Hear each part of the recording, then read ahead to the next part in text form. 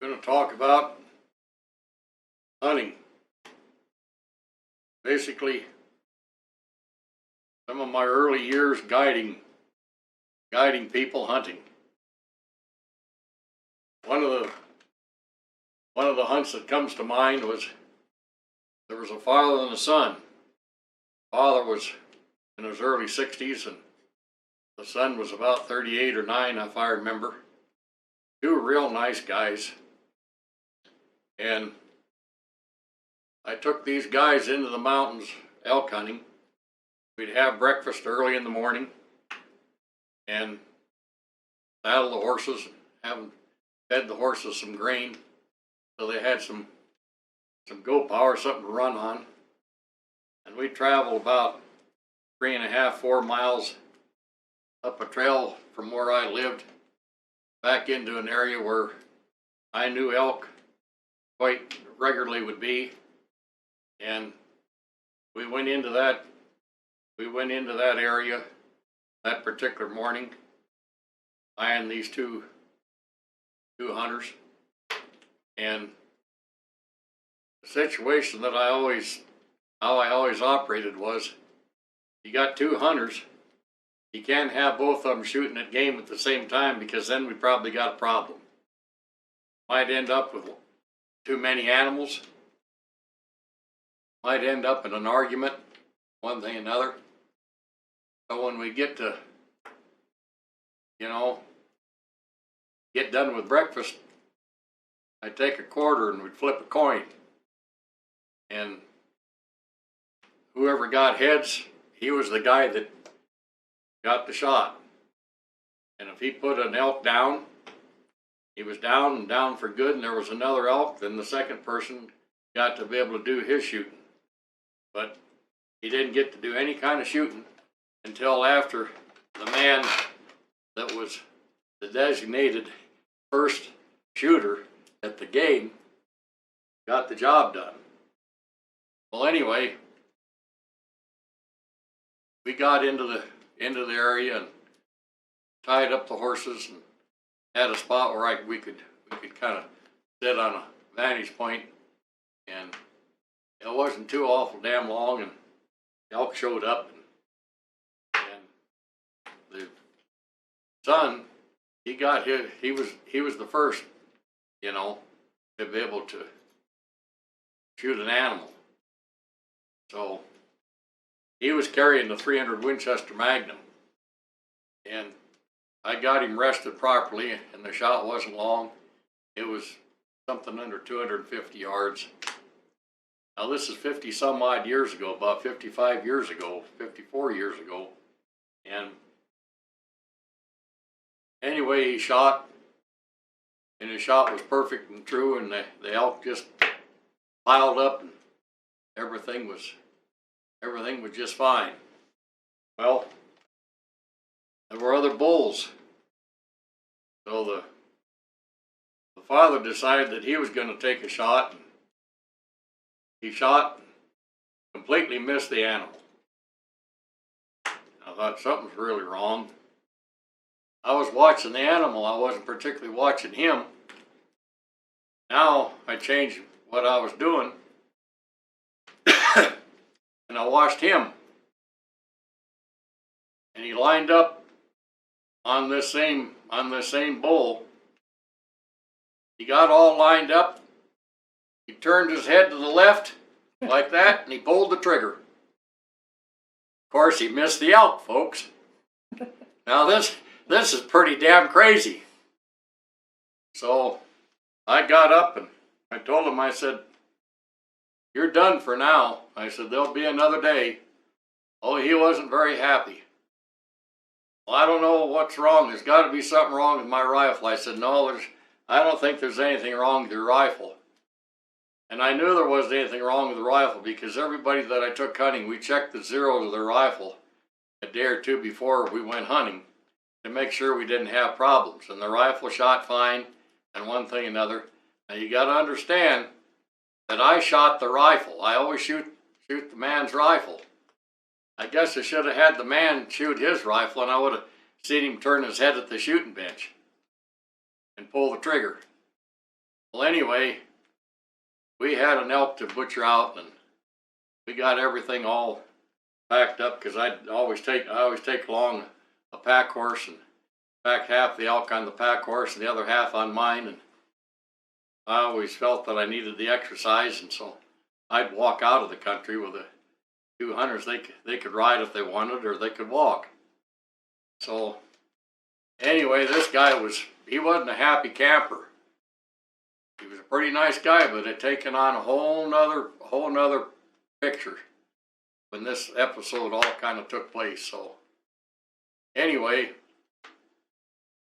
we got in late, and we had supper and one thing and another. And so anyway, the next morning, started out the same as usual, except that I'd kind of changed the routine a bit because the guy, had a problem. We ate breakfast, and the fella says, "Are we going to the same place to hunt today?" I said, "No." I said, "We're not going to the same place to hunt today.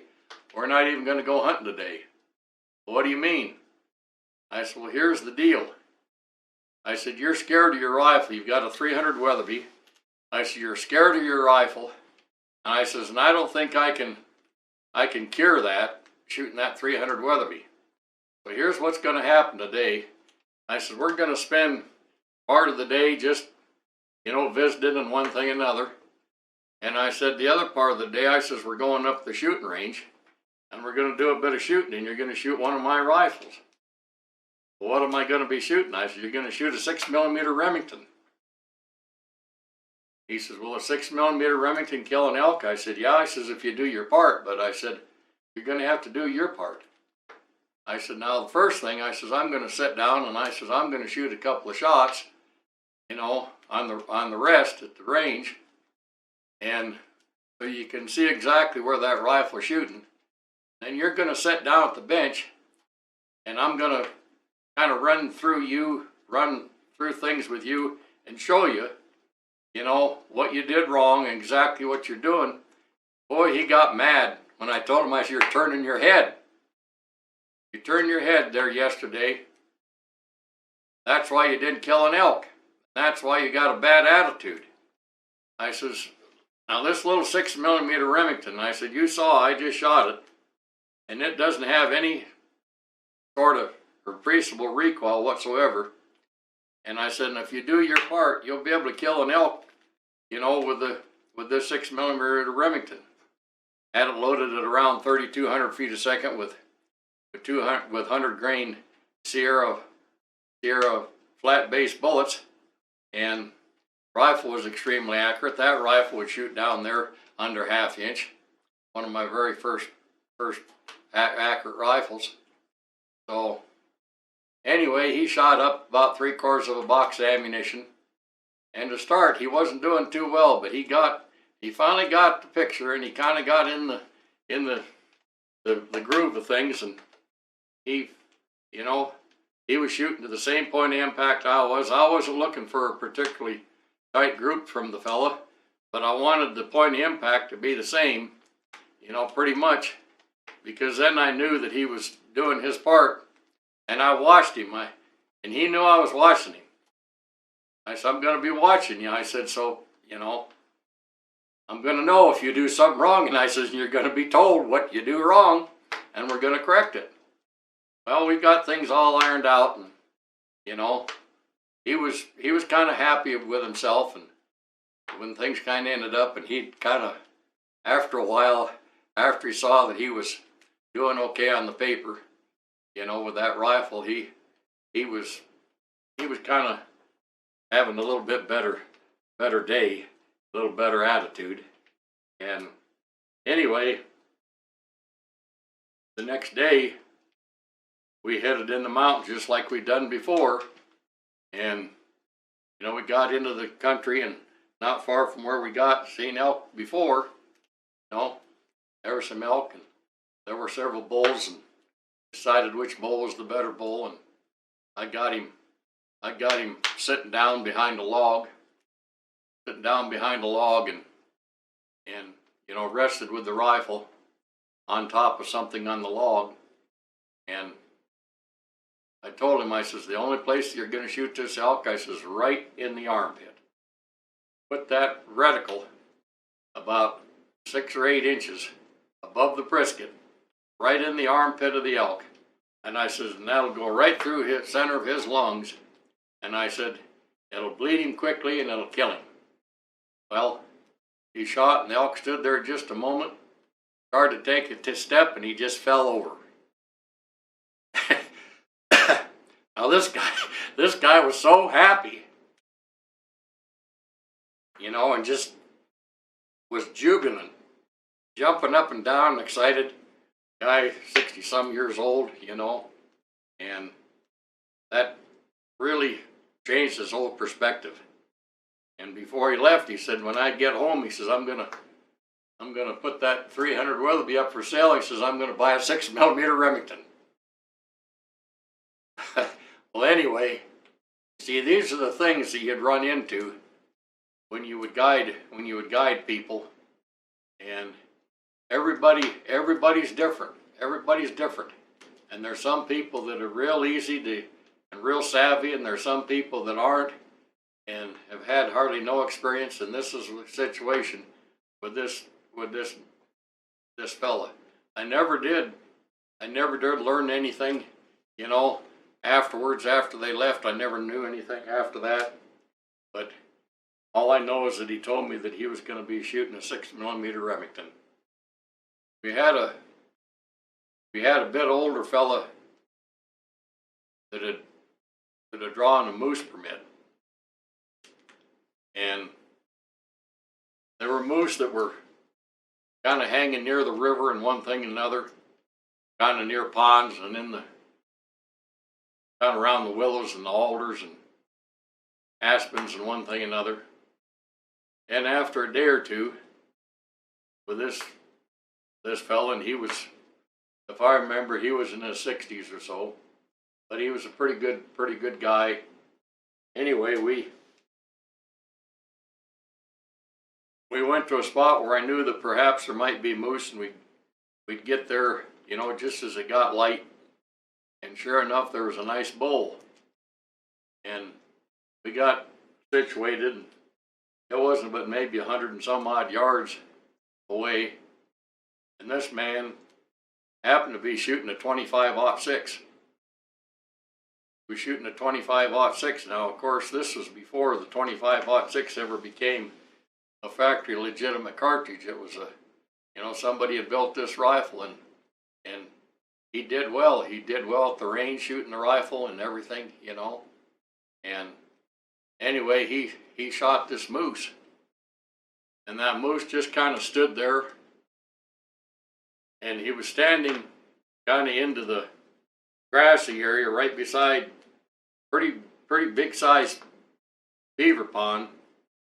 That moose walked out about in the middle of that beaver pond, and I thought, oh God, he's going to die right in the middle of that beaver pond. And he stood there. He stood there, and he kind of sagged. Then he took a step forward. He walked out, kind of stepped up on the bank, and I told him, I says, you better shoot him again, but you better shoot him someplace where it's going to have a bit more effect on him. You know, you maybe need to shoot him in the neck. Well, he didn't hit the vertebrae, so he didn't break the neck. He shot and missed the vertebrae in the neck, shot just slightly under it, and I'd coached him on just where to hold, and the rifle was sighted in just for 100 yards. So this moose backed up. He backed up about 3 or 4 steps into the pond and just stood there. The moose was kind of befuddled. He didn't know what to do, and you know, I knew that he was bleeding inside because it probably had, you know, done some damage, and he was bleeding. He was bleeding out inside, and the moose was losing blood, and took a few steps forward, and then he started backing up. He backed up right in the middle of the damn pond and fell deader than hell. So, man, we had we had a situation. So I thought, boy, it's going to be impossible to ever pull that moose out of the beaver pond with a saddle horse. And we had an old Army 4-wheel drive winch truck we called T-Bone, and it was a workhorse of a truck. And we had about 100 feet of cable, plus another 100 feet that we could unravel. Plus we had a couple 100 feet of about 1.25 inch heavy manila rope. I mean, we had a lot of rope. We got the winch truck down near the river, right down on the gravel bar on the river, and we started pulling cable out and cable and rope, and we got the moose pulled up out of the pond. And once we got it pulled up out of the pond, we just kept pulling the moose until we got kind of towards where the riverbank was, and then right there we went ahead and repositioned everything. Had to get things coupled up a bit shorter, because now we only had to pull, about a little over half the distance. So we got rehooked on him, and now this moose, he was just full of mud from that pond. I mean, he was full of mud like you couldn't believe. So we just pulled him right on down, right across the river. Going across the river, and the river washing over this moose, it washed all the mud off of him. Well, now we had a moose we could gut. So we dressed that moose out, cut him in half, and gathered up all of our rope and gathered up a length of cable, and the other, shortened everything up. And then a half of a time, we'd pull the half up to the beam on the A-frame on the back of that winch truck, and two of us stood there kind of behind that half, and released the winch and just heaved that moose into the flatbed of the truck. And we did that, and we got the moose loaded. Meantime, before we did the front end, we went ahead and caped that moose out, because he wanted to have it mounted, and basically cut the head off, so forth. So we just picked the head up and put that in the truck, on the back of the truck, on the second half of the load. But there was another situation there. It's a lot different than you might encounter, to do with hunting. But you got to be kind of savvy. You've got to understand how you've got to do things and what you've got to do. And we being in the outfitting business at the time, we were very well equipped. And I was just a young guy, but of course I worked like a beaver, doing these things and taking care of these things. But anyway, that's another hunting story of many years gone by.